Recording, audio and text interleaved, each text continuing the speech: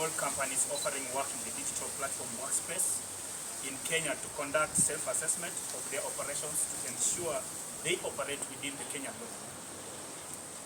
We also want to encourage the Business Process Outsourcing Association of Kenya and KEPSA to hold their membership accountable for compliance in the spirit of self-regulation.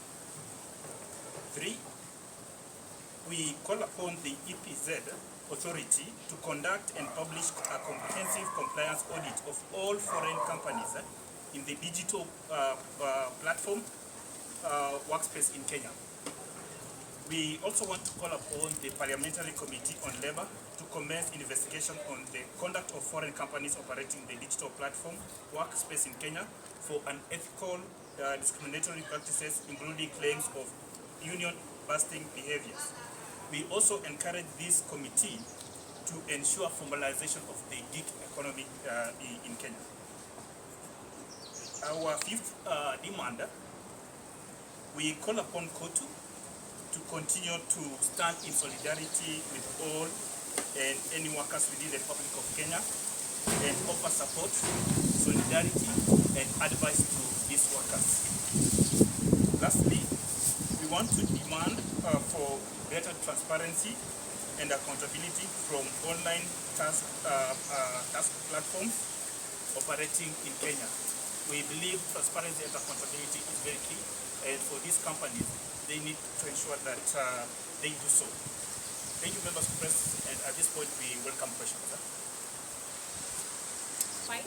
The information is not kept open, and it's not a transparent process, and those are the things that we're demanding for Parliament to look into. So maybe going forward, should we start from the policy level? Where do we start as a country? By the time an issue gets to the policy level, an issue has to be recognized. And that's why as civil society that's here before you, we are seeing that there's a grave concern when it comes to the opportunities accessible to young people. Their working conditions are terrible, the kind of pay they're receiving could be better, and a lot of these companies are coming in and forming their own regulations. So our policy does need to be put in place, but our policy can only happen with enough sufficient information that these companies need to be transparent with, and at the moment they are not. Any other question? We can get a Kiswahili summary possible. Someone can summarize. Finding opportunities.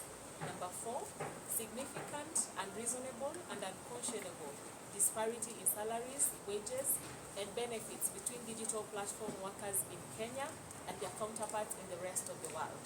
5, inability of and/or unwillingness of foreign-owned business process outsourcing companies to prioritize the well-being, especially mental health, of their workers and provide adequate support for those in need.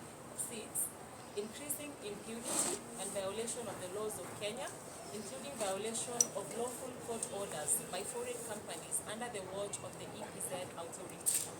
Lastly, senior government officials' appearances with patronizing of,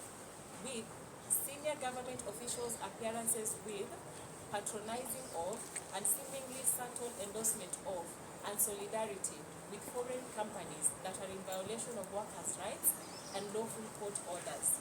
In particular, we believe that the President's visit to Sama on February 27 with Ethiopia's Prime Minister Abiy Ahmed at a time when the company is facing court cases over workers' exploitation, human trafficking, and modern slavery sends a wrong signal.